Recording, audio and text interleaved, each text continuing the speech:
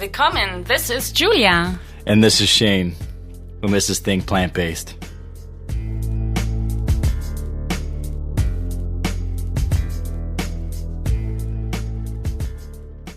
Think Plant-Based. Make sure to check out recipes, health tips, travel tips at www.thinkplantbased.com. And we're officially on iTunes, so please rate and write us a review on iTunes. Write us a review. Give us 2 stars, 3 stars, maybe 5 stars. Let us know. For sure, 5. Yeah, I mean, who would give us 2 stars anyways, right? But yeah, make sure to do that because that's how we get found.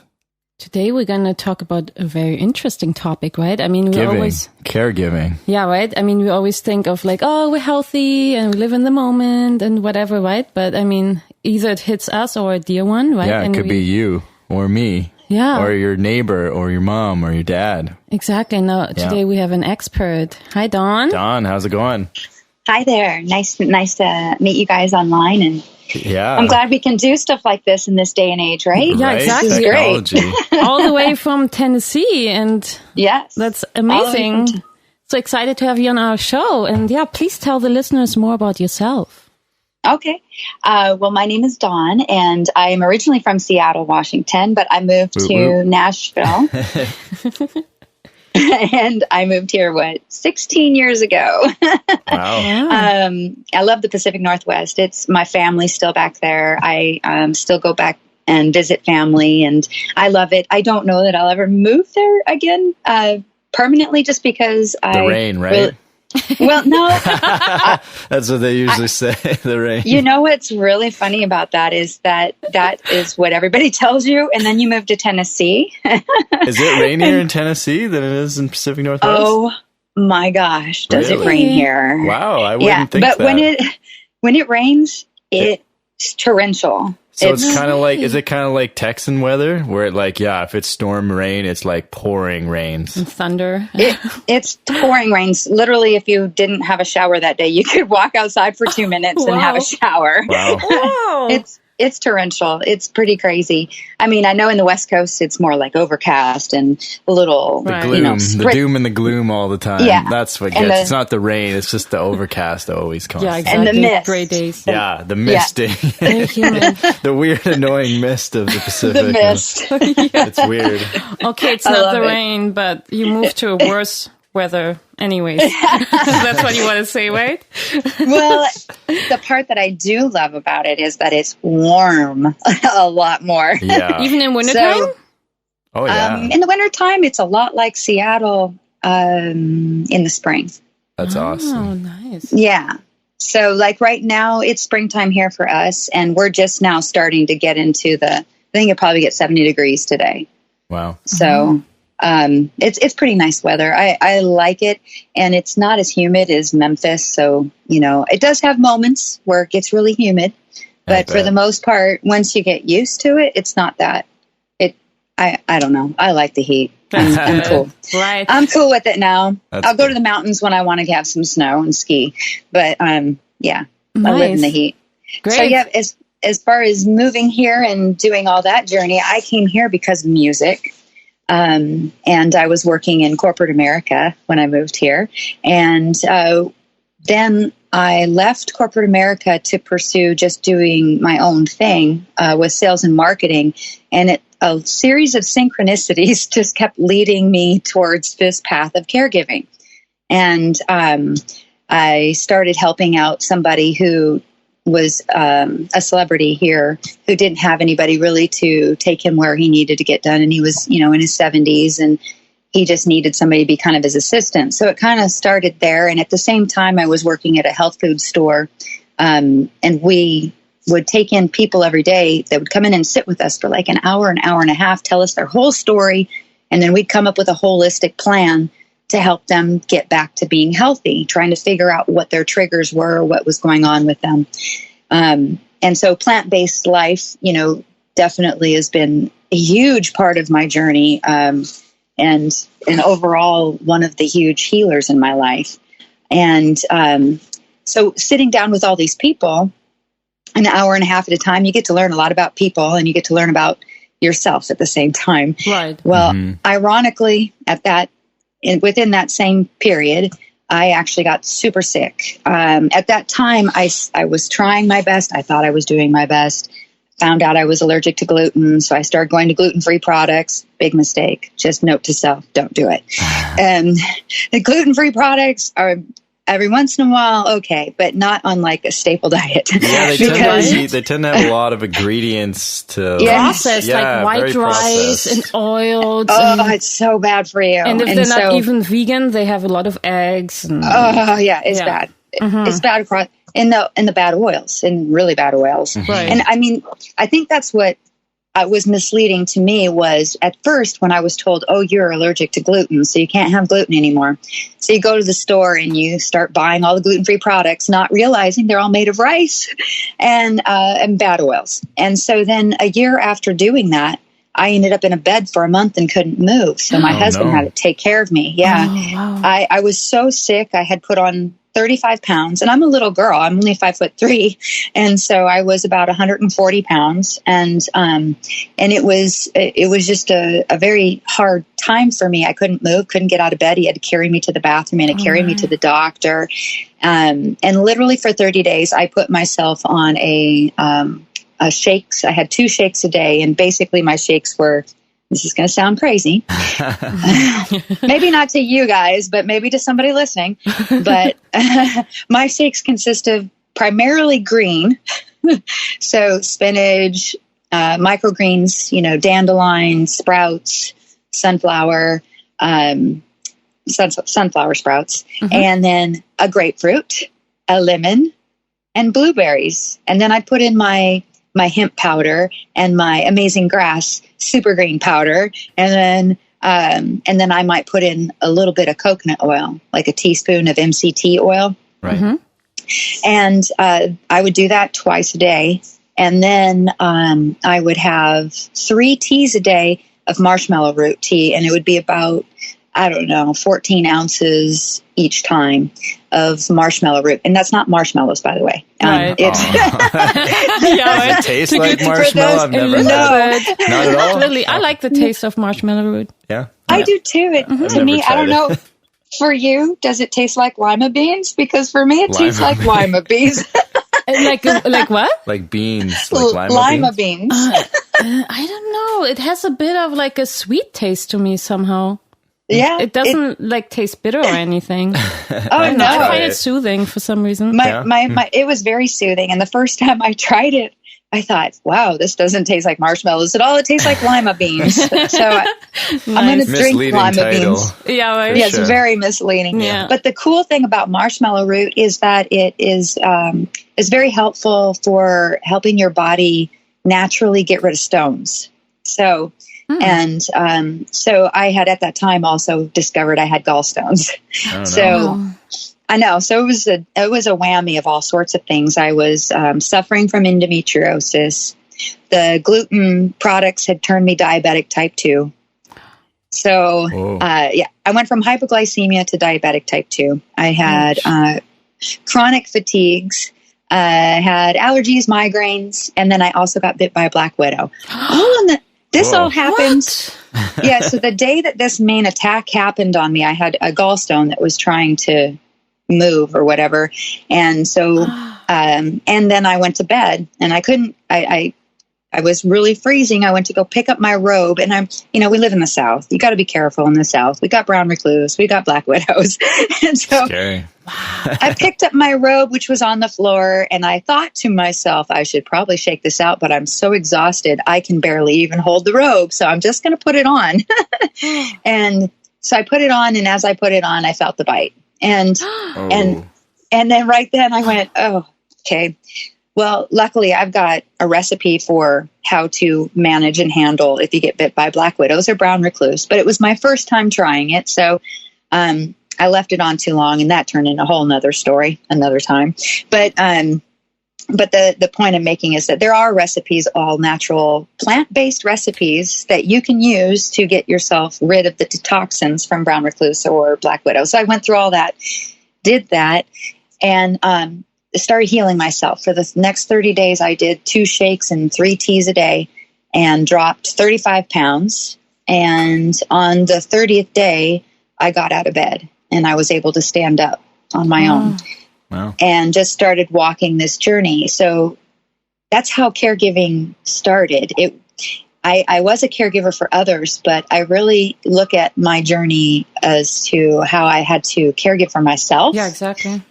Because I couldn't caregive for anybody else for those 30 days. For 30 days, I was being taken care of. Right. For 30 days, I was sitting here going, oh my gosh, this can't be what's going to happen to me. No, I can't end up in bed for the rest of my life. No, no. We're going to fix this right now. And so the part of the caregiving journey and becoming the traveling caregivers was identifying in myself the chaos, the disorder, the onslaught of triggers that were going on inside of me, that obviously I was dealing with stuff, because how else would you end up with all of those things unless you just didn't know that, hey, when you first get a symptom to something, whether it's a headache or a body ache, or like right now, even with Corona, everybody's, worried about that.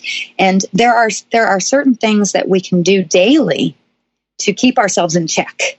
And there are certain things that we can do to eliminate stuff that might be triggering us to have responses, so that way we can control those immune and inflammatory responses and help boost our own immunities. So boost our immunities and control the inflammation response that's happening. And then you won't be compounded with all of these ailments. I'm happy to say that I have recovered myself from all of those things. Wow. I no longer have diabetes. Congrats. I no longer have chronic fatigue. I no longer have migraines. I no longer have gallstones or endometriosis. But I also had to figure out what my recipe was of me. What makes my body happy? What keeps my body happy? Right. What am I deficient in? What do I have to detox? And then how do I rebuild? And what is it that I need to do to rebuild? And once I rebuild, then what's my next steps? How can I do maintenance and preventative maintenance? And basically that's where I'm living now, is in maintenance. About a year or 2 years ago, we were living in a house of mold, which kind of brought on, and I'm bringing up the mold because mold is another toxicity that a lot of people don't even realize is in their home. Right. So being able to identify the things that are in your environment that could be creating triggers and toxicities, learning how to become a caregiver for myself, because ultimately if you're in the airplane and the airplane's going down, you got to put the air mask on yourself first. Yeah, right. Because, so true. Can't help anyone else if you don't help yourself first. Yeah. Right. So that's where it stemmed from. It is becoming a caregiver for me. And then as part of my journey, that led me to, I guess, opportunities or receiving people or calls saying, hey, can you help me with this? Or, hey, can you help me with that? And I just started helping people because I'd helped get myself out of the ditch. So, I'm more than willing to sit here and help you intuitively figure out what it is you need to do for yourselves. And each person's going to be different. Each person's going to have their own recipe. Right. Yeah, it's so great that you already had the foundation, before you got sick. Because you knew like the tools, what to do in a way, intuitively.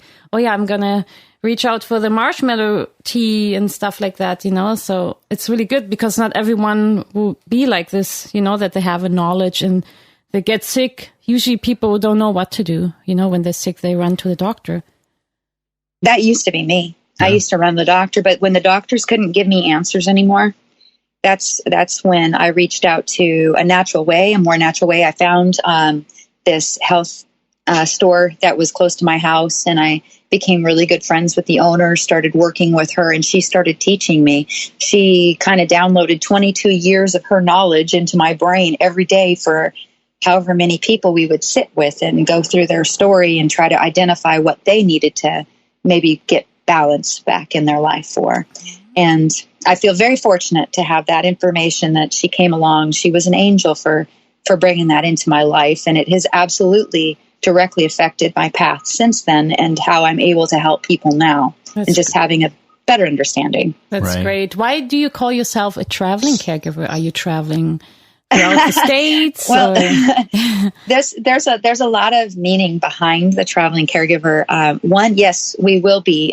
We're a music duo, so we'll be taking our music and sharing it all over the place, like we always have. But we're going to be pairing it with what we do to help people holistically with their lives too. And so, whether I'm coming to help somebody who's really sick, or they need me to go through their cupboard and help them identify things that might be hurting them, right.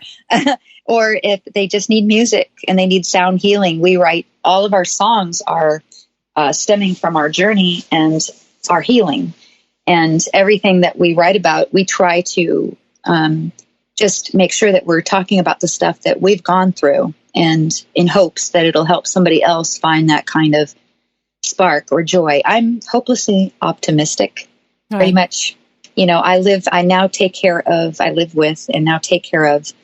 someone with ALS, and she has stage 4 ALS. And, that's a pretty dire disorder, because you lose everything from the neck down. Your muscles stop working, and eventually your muscles just atrophy even on the inside. So it's about how to maintain and keep the connectivity to those muscles as best you can by, again, removing toxicity and triggers and trying to figure out how to keep the inflammations as low as possible so that the body has more opportunity to fight for itself and heal itself. Do you feel any improvement with your patient? Well, it's been, we've been with her for 5 years, and I would say that she's like on a plateau right now. So, as far as I don't see her muscularly, she's already can't move from the neck down. Well, she does move just teeny bits here and there, in her hands and her feet and everything. But health-wise, like right now, we're dealing with the corona thing that's been going around, and with corona, to me, it's just another thing that we have to go through. And we were just talking about it today, that even though she's immunely compromised because she's on a vent, because she's got a feeding tube, because she's got a catheter, she also is extremely strong-willed. And so your mind comes into it. Your mind is a huge part of it. Your spirituality, your emotional, your energetic vibration. Where are you vibrating at? What are you aligned with in your thoughts? And so we work on keeping her, it's a hard situation to live in. You're in a bed and you can't do anything for yourself. But what do you have control over? You have control over your thoughts. And so with those thoughts, you need to think good thoughts. You need to think happy thoughts. And so I feel like we've gotten her to a place where she is plateaued with the ALS itself.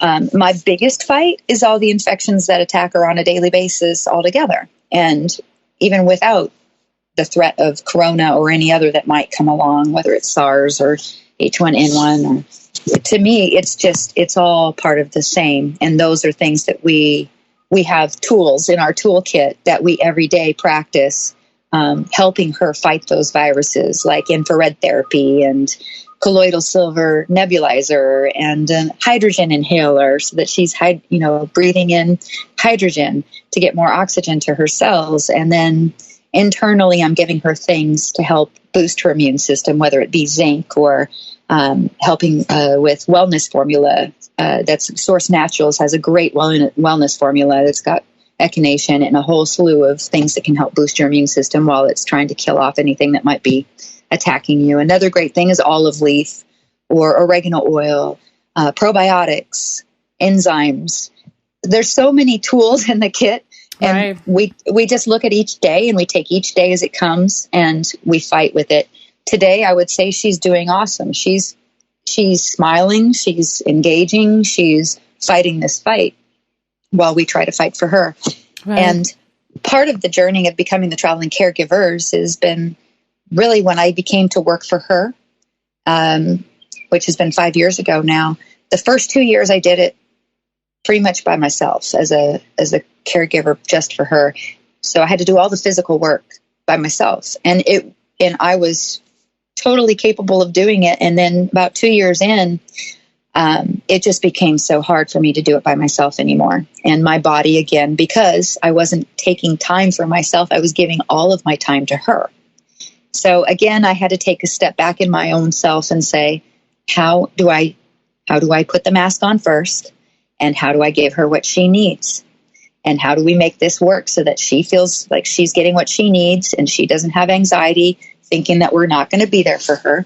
And so becoming that caregiver for her and becoming a caregiver for myself at the same time and finding that balance. Right. Because, her husband, who is not a nurse, who's, he's a businessman, he's an entrepreneur, he's on the phone all the time. It's for him to become a caregiver all of a sudden, just like any other person right now out there, even with any of these viruses that we might be threatened with. A lot of hospice and assisted living facilities are saying, come pick up your loved ones because you don't want them to get this. So come pick them up.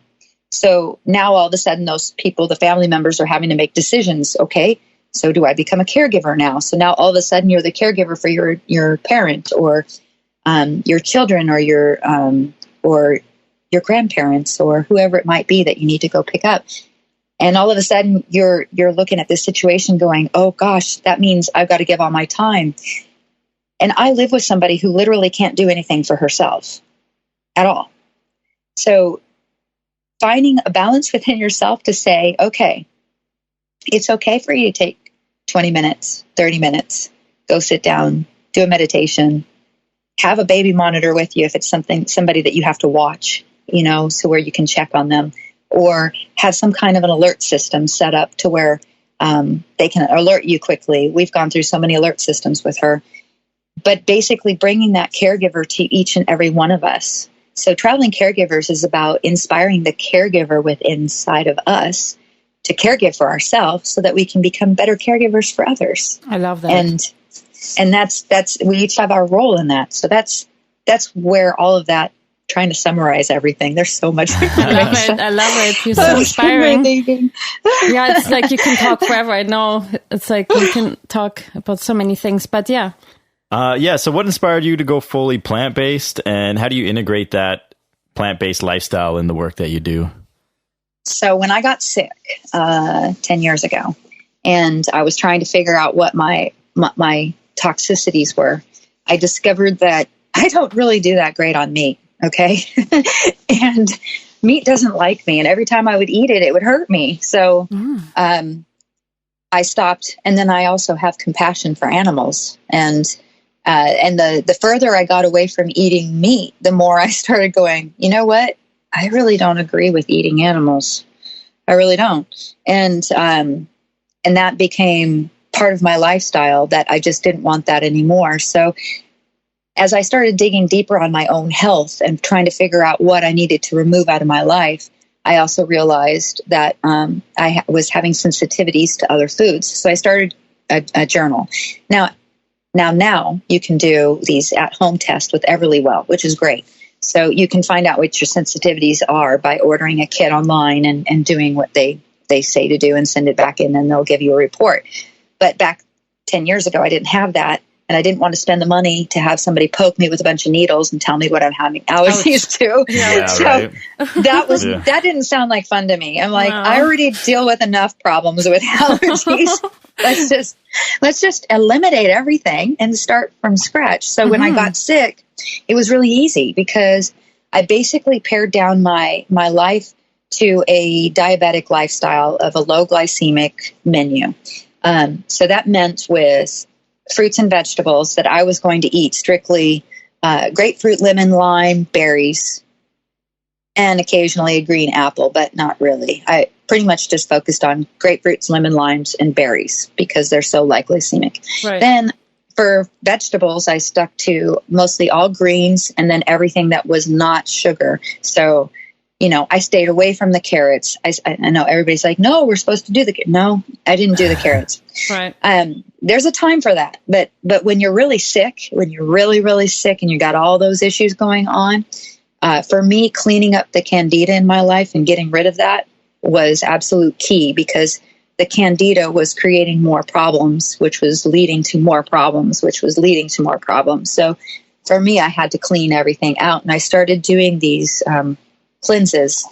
So I started with the liver and kidney, and then I went to Candida, and then I went to a parasite cleanse. Always do the parasite cleanse last. Don't do it first. Yeah, right. It can be intense. Yeah, because it's way intense. And those little buggers, they're trying to live off what's in there. And they want to survive, right? That's the right. thing too. Are you watching for the oxalates too? Because I find you gotta watch for the greens that are high in oxalates too, right? That can interfere your health as well. So what I do now, so back then, and this has been an evolution. It's really been an evolution with plants and understanding. It's even down to food combinations now for me. Okay. So now I'm pretty strict about what foods I combine with one another, because I've just learned that certain foods do not work well together. Right. Protein and sugar don't go well together. Protein and sugar it's a horrible idea, because, the sugars are going to go in there and your body's like, woohoo, give me that sugar, baby. And then the protein's just going to sit there and go, well, what about me? I guess I'll just wait. And while it's waiting, it's fermenting and it's causing all kinds of problems. So getting back to the plants and everything. So finding out what oxalates, like spinach, your dark leafy greens are going to have a lot of oxalates, the phytic acids. I'm pretty much at this point now with my shakes that I do now, I will still do spinach, but I only do like a handful of spinach in my shake. Okay. I used to do a whole big, I can't even tell you how much I put in there. I see. It was a lot. But now what I do instead is I substitute with the amazing grass. So that way I'm getting more from that too. And that's already been broken down a little bit, but I'm still doing live. So I'll do like a handful of spinach. I'll do a handful of sprouts of different, like broccoli or sunflower or radish. Mustard's really good. And then I'm only doing that shake. I do that shake once a day, once every 2 days, but I also listen to my body. So I'm listening to my body now. If my body says, hey, I don't feel like a shake today, I'm not going to have a shake today. I'm not going to do it. I'm going to do something else. And it used to be that it was religious clockwork. Do the shake, do the shake, do the shake, do the shake. But now I figured out I didn't have to. So, and what that did for me was it freed it up to where if I wanted to do greens in another way, like maybe flash cook it on the stove. So I'm not going to completely steam it or cook it down. I'm just going to put it in there and flash heat it up to kind of break that phytic acid up. Blanch break that off. And so that way it's a little more easy to assimilate in the body. So, and I don't do kale in my shakes anymore. I used to do kale, but kale is so hard. And so I've just learned that for me, breaking it down by flashing it in the pan is a lot easier to do it that way. Take the stems out, the hard part. And massage it for a while with water. Well, with the oils and the lemon juice, it breaks down. With the, The cells are breaking down, Absolutely. Yeah, there's so many tools, right? But I can tell your story is so amazing and inspiring. I can see you're going to inspire so many more people, to start the healing journey. I mean, they really have to want it too, to heal, right? Like you can give them all the tools, but they need to do it too. They need to feel motivated to do it and to eat it and to be consistent with their healthy eating habits. I can say that for me, before I did this, I was sick all the time. I was sick all the time. And it was a horrible way to live. And and so now I know that even if I get a headache, I know that it's my first symptom about something else, that there's an inflammation, that either I ate something that's not agreeing with me, or I didn't break down the phytic acids enough, or here's another one. Here's one that that really drives me crazy, because I absolutely love eating nuts. I love nuts. Oh, me too.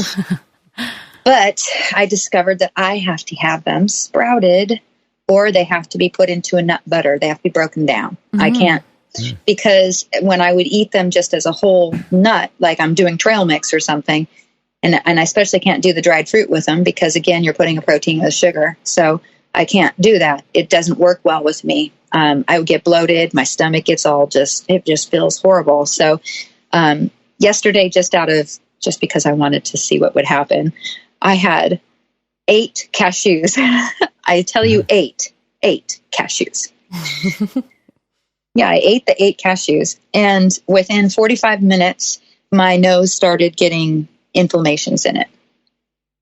And so I was like, okay, still can't have cashews. Okay. You have to have even cashews sprouted, because usually they're fine if they're not sprouted, I find. Yeah. What about like seeds, like pumpkin seeds? Are you okay with those, or is that? They're all sprouted. All sprouted? I sprout. Okay. I sprout. I actually buy them sprouted now because I got tired of having to prep. So, yeah, I bet. I mean, you can. It's a lot of prep. I do a lot of prep here at the house. You have time for that? I mean, your job is already so demanding. You're like 24/7 with your patient, right? That's right. Wow. We're 24/7. So what I do, how we balance it, is I've got schedules, and we work on a schedule in this house. So, like right now, her husband's taking care of her right now. Okay. So that way I could be doing this. So we're tag teaming. So that way when he needs to work, then I'm taking care of her. And when I need to work, he's taking care. Well, when I need to work and it's in, something like this, he's going to go take care of her. We also do have a couple of caregivers that come in and help us out. Okay. It's been a bit of a challenge with the virus situation because they're not here. They're both putting themselves in. They've been kind of in a quarantine just to make sure that they're good, because we don't want to bring anything to her. Mm-hmm. And so of course that puts more work on us, but we do have a schedule. So that way we keep following the schedule, and literally it's working around the clock. And, I try to block my time because she's in a good place right now. So when she's in a good place, then it makes it easier for me to block my time. So I know I can go do the activities that she needs done. Sure. And then I know I've got like an hour window right here. And while I'm doing this hour thing, can you keep an eye on her on the monitor? And if something happens, go take care of her, but I'll be back in an hour, kind of a thing. And so we just work around the schedule that way. And that's given me a lot of grace, because in the past, when we first started this, she was just diagnosed. She was in the bed. She could use her hands at that time. And she was having a lot of anxiety about being stuck in the bed and not sure if anybody's going to come take care of her. She was anxious about it all the time. Mm-hmm. And so literally as soon as I would walk away from her, she'd be honking the horn, like, come back, come back, come back. Oh. And so one day I went in there and I had reached a point of mental exhaustion, which I've many times through this journey have hit those points where literally when I go to take vacation, I do nothing but sleep for a week. Like literally. Imagine. And my husband's parents, we'd go see them at the beach, and his mom's, she would say, all she does is sleep. The best medicine for recharging. Yeah, I'm just recharging right now. And so we go to the beach because my personal preference is to recharge at the beach. Nice. Go to the beach with the sunlight, the salt water, the sand. Put me in I put my little blow up or my little throw up tent. It's like that little. It's a great backpacking tent for the Pacific Northwest, is what it is. Nice. But in Tennessee. But in Tennessee, you open up the windows. And when we go to Florida, we put it on the beach, and it's a perfect little beach tent. And so it's perfect. So nice. It's a great way to recharge. So yeah, when you get to those moments of mental exhaustion, you have to say to yourself, and it was hard for me at first to say to myself, no, you have to put the air mask on first. You're no good to her if you can't move. Right. You're no good to her if you can't do what you need to do. So I started saying to myself, all right, if I need to take a vacation, or if I need to take a night off, I'm going to do it. And I'm going to be okay. And she's going to be okay, because guess what? She's on her own journey. She has her own journey going on here. And the fact that she's still here is because she wants to be. Exactly. And so even though she can't control what's going on energetically, spiritually, and emotionally and mentally, she still has her own journey that she's on. And she has control over it more than you could imagine. I didn't realize how much the mind was a component of all of this until just this last year when I started going through, digging deeper on my traumas that I'd gone through in my life and things that I needed to heal, and found biofield tuning. I don't know if you've ever heard of biofield tuning, but no. Biofield tuning is, have you heard of Reiki? Yes. Yeah. Okay. So Reiki uses energy to move energy through your chakras. So you have somebody who is emotionally and energetically moving energy through your chakras to help you unstick or get unstuck in your chakras and your meridians so that your energy can flow freely through your body. Well, biofield tuning is a lot like that, with the exception that it uses tuning forks. So the practitioner will stand 6 feet away from you with the tuning fork, and she'll chime it. And if it makes if it doesn't make the right kind of rounded out, beautiful sound that it's supposed to make, then she knows that's a spot that needs to be moved energetically. And she knows that certain points attribute to certain times in your life. So she'll start going through your whole life and saying, okay, what happened at this age? Okay, what happened at this age? And then as you're going through these things, you're identifying energy that might be stuck in your body that hasn't been moving since you were 6. And as you are able to move those things, then this plant-based lifestyle that we're living, then trying to live here, is able to better help your body because you're giving your body energy from plants. Right. Nice. Yeah. So is there any exciting plans for the future, and where can the listeners find you? Oh my gosh. Big questions, I know. Yeah, and I know you have some giveaways too for the listeners. I do. And I also realized too, I'm going to send you a couple of recipes too. My husband is always trying to make, because he's got a big sweet tooth, and we gave up sugar. We don't eat sugar. I don't eat sugar. So when you're living a plant-based life with no sugar, no dairy, no gluten, no meat, no GMO, and everything's organic, and you want to have something that has a little bit of flavor to it like that, my husband's got great recipes. He's constantly testing stuff out, and he makes these little they're like little coconut pastries. It's all coconut. The whole thing is all coconut.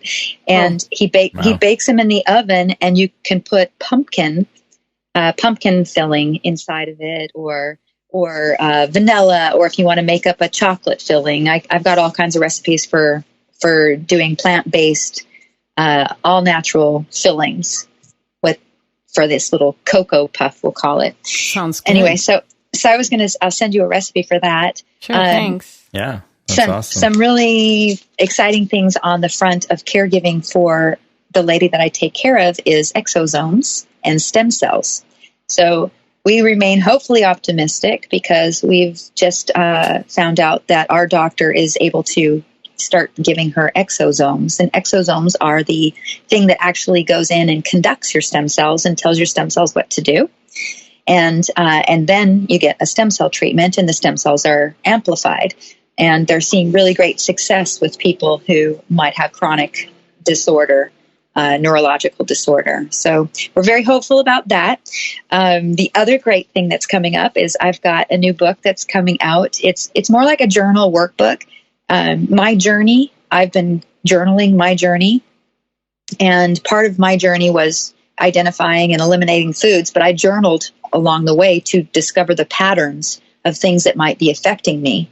And then I also did a deep dive on my own personality and my own, I've got a series of questions and things that I've done to myself to help get myself to a new place of discovering health for me. And I thought, why not pass this on to other people? And so I'm not giving you answers. I'm just giving people kind of suggestive things that have helped me on my journey, whether it be a question or working with words that contrast each other, and how do those words make you feel, and those kinds of things. And then identifying foods and how to do a food elimination diet. What does that look like? And then throwing in there the recipes for detox and some other key resources to put in the back of the book. So that way, when you're in the middle of your journaling, you have all the keys, kind of like having Cliff Notes, in high school. You have all the keys in the back of things that might help propel your health even further, like with essential oils even, or stones. So all kinds of little things that are going to be in this book, and it's going to be called, it is called I Care. It's a journal, and it's discovering the caregiver within to help you find your own caregiver within yourself. Yeah, that's awesome. Wow. And where can the listeners find you online? Let's say like social media. Social media at Traveling Caregivers. You can go there and send me a message anytime on Facebook, Instagram. We do have a Twitter too. I would say that I'm probably a lot more active on Instagram and Facebook though. And then online we have travelingcaregivers.com, and we will post links to everything there, and have all of the giveaways that I'm offering you guys will be on there as well. Perfect. Nice. Great. Yeah, we'll put up in the show notes for everyone to find. Right. Thanks so much for your inspiring story. You know, I'm sure a lot of people feel more motivated, and their inner caregiver will be ignited, hopefully, by this show. Well, and I hope so too. And I hope everybody just realizes too that caregiving it's like really hard. It is probably one of the hardest jobs, but if you learn to love yourself, it becomes easier. So true. And be patient, right? Yeah. Like and you can't feel great every day, you know, with any job you do. Everybody always asks me, is there ever a day that you're down?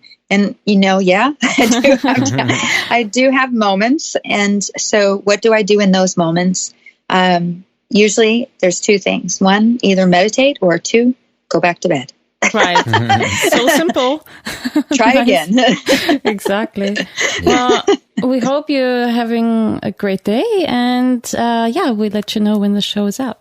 Yeah. Well, thank you so much, and please let me know when you're going to do it, because I'll put it all over my social media too, and make sure everybody knows to go look for it. For sure, we'll do that. Amazing. Yeah. Okay, you take care. Stay safe. Have a good one. Thanks so much. Talk Thanks. later. Yeah. Have a great day. Thanks, you too. Bye. Bye-bye. Ciao.